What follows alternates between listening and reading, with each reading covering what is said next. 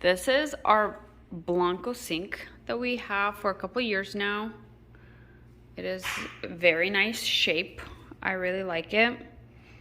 It's very convenient. It is deep, so a lot of dishes fit before they're visible. Here's their little logo. It does go under the granite counter, so it's inside. I clean it with bleach.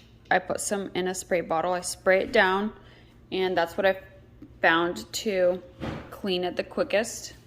The only con about it is that the suction attachments to hold the sponges don't attach. Only like double stickers attach. Go in there, and then it has a hole for the dispenser. Overall, just a beautiful piece. Beautiful piece. I love it. And this is how it looks under the sink.